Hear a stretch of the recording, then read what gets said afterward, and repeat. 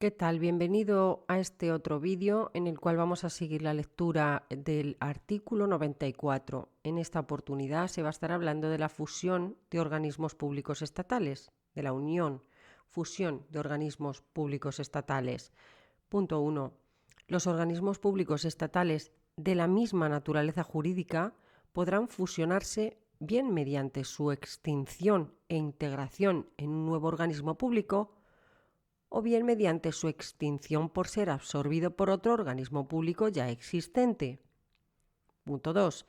La fusión se llevará a cabo mediante norma reglamentaria, aunque suponga modificación de la ley de creación. Cuando la norma reglamentaria cree un nuevo organismo público resultante de la fusión, deberá cumplir con lo previsto en el artículo 91.2 sobre requisitos de creación de organismos públicos. Lo tenéis en el vídeo anterior o lo podéis leer simultáneamente en el BOE. Punto 3. A la norma reglamentaria de fusión se acompañará un plan de redimensionamiento para la adecuación de las estructuras organizativas, inmobiliarias, de personal y de recursos resultantes de la nueva situación, y en el que debe quedar acreditado el ahorro que generará la fusión. Si alguno de los organismos públicos estuviese en situación de desequilibrio financiero, se podrá prever como parte del plan de redimensionamiento que las obligaciones, bienes y derechos patrimoniales que se consideren liquidables y derivados de la actividad que ocasionó el desequilibrio se integren a un fondo sin personalidad jurídica y con contabilidad separada, adscrito al nuevo organismo público o al absorbente según corresponda. La actividad o actividades que ocasionaron el desequilibrio dejarán de prestarse tras la fusión, salvo que se prevea su realización futura de forma sostenible tras la fusión. El plan de redimensionamiento, previo informe preceptivo de la Intervención General de la Administración del Estado, deberá ser aprobado por cada uno de los organismos públicos fusionados, si se integran en uno nuevo, o por el organismo público absorbente, según corresponda al tipo de fusión. Punto 4. La aprobación de la norma de fusión conllevará lo siguiente. Vamos a verlo. A. La integración de las organizaciones de los organismos públicos fusionados, incluyendo los medios personales, materiales y económicos en los términos previstos en el plan de redimensionamiento. B. El personal de los organismos públicos extinguidos se podrá integrar bien en la Administración General del Estado o en el nuevo organismo público que resulte de la fusión o en el organismo público absorbente, según proceda, de acuerdo con lo previsto en la norma reglamentaria de fusión y de conformidad con los procedimientos de movilidad establecidos en la legislación de función pública o en la legislación laboral que resulte aplicable. Los distintos tipos de personal de los organismos públicos fusionados tendrán los derechos y obligaciones que les correspondan de acuerdo a la normativa que les sea de aplicación. La integración de quienes hasta ese momento vinieran ejerciendo funciones reservadas a funcionarios públicos sin serlo, podrá realizarse con la condición de a extinguir, debiéndose valorar previamente las características de los puestos afectados y las necesidades de organismos donde se integren. Esta integración de personal no supondrá en ningún caso la atribución de la condición de funcionario público al personal laboral que prestase servicios en los organismos públicos fusionados.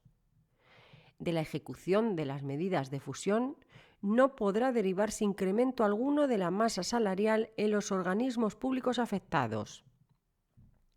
C. La cesión e integración global en unidad de acto de todo el activo y el pasivo de los organismos públicos extinguidos en el nuevo organismo público resultante de la fusión o en el organismo público absorbente, según proceda, que le sucederá universalmente en todos sus derechos y obligaciones.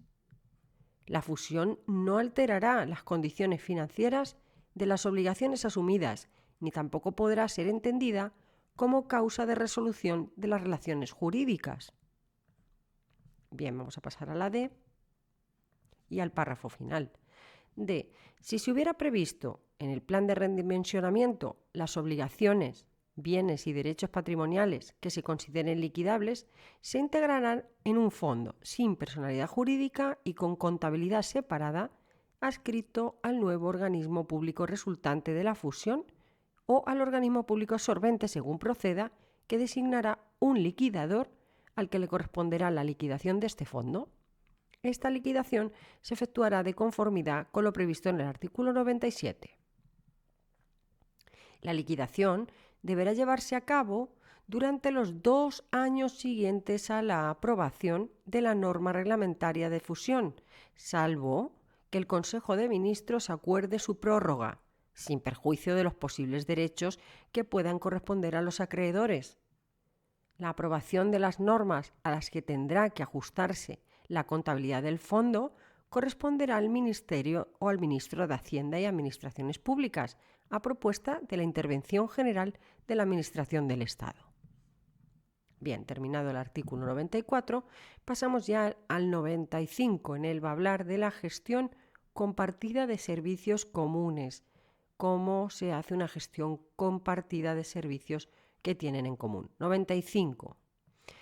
La norma de creación de los organismos públicos del sector público estatal incluirá la gestión compartida de algunos o de todos los servicios comunes, salvo que la decisión de no compartirlos se justifique en la memoria que acompañe a la norma de creación en términos de eficiencia y conforme al artículo 7 de la Ley Orgánica 2/2012 de estabilidad presupuestaria y sostenibilidad financiera en razones de seguridad nacional o cuando la organización y gestión compartida afecte a servicios que deban prestarse de forma autónoma en atención a la independencia del organismo.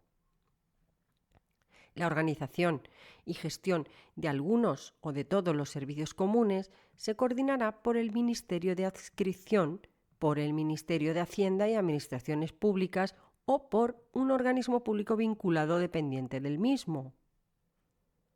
Punto 2.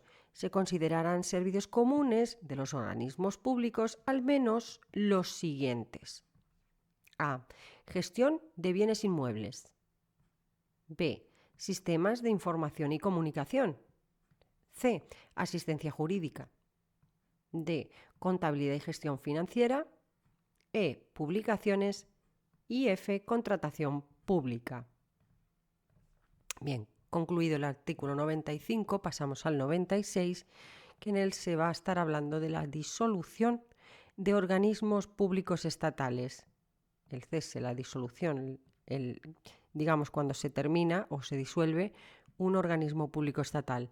Punto 1. Los organismos públicos estatales deberán disolverse a.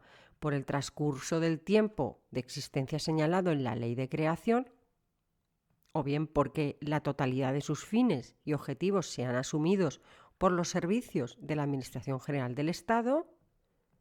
C. También porque sus fines hayan sido totalmente cumplidos, de forma que no se justifique la pervivencia del organismo público y así se haya puesto de manifiesto en el control de eficacia. D.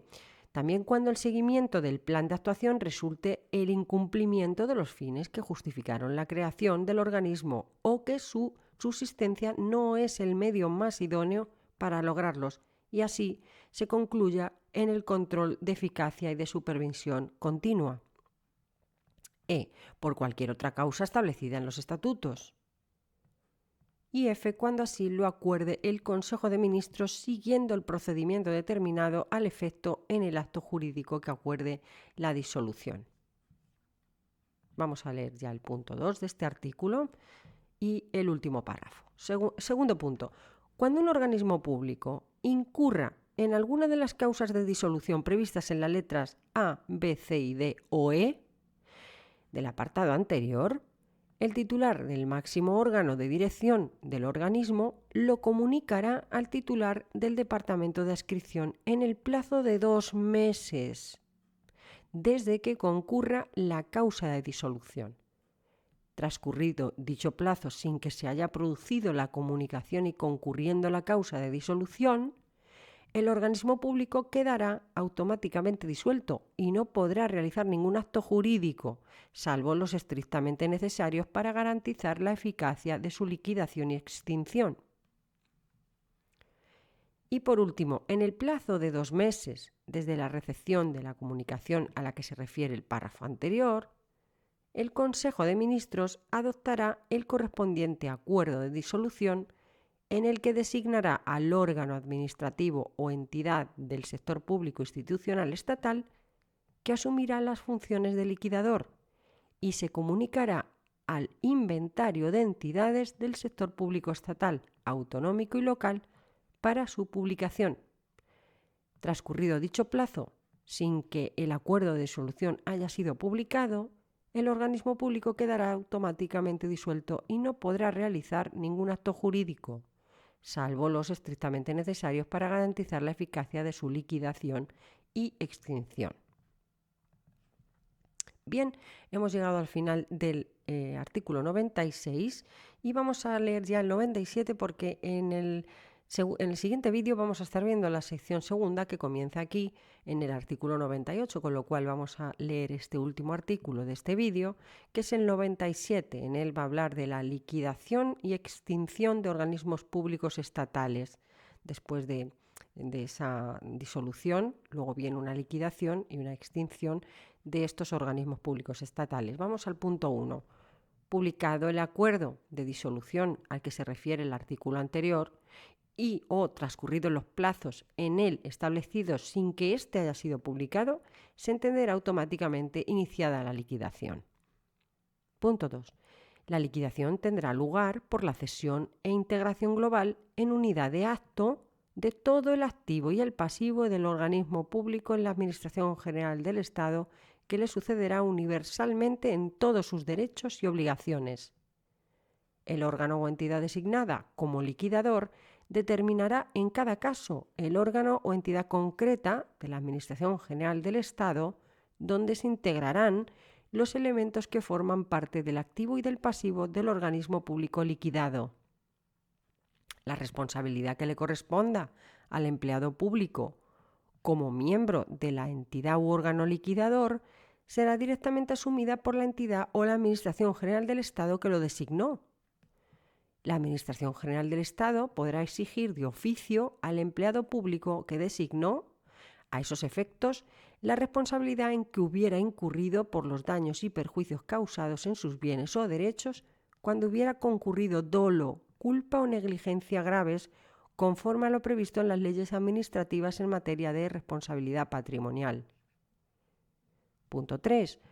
La Administración General del Estado quedará subrogada automáticamente en todas las relaciones jurídicas que tuviera el organismo público con sus acreedores, tanto de carácter principal como accesorias, a la fecha de adopción del acuerdo de disolución o, en su defecto, a la fecha en que concurriera la causa de disolución, incluyendo los activos y pasivos sobrevenidos.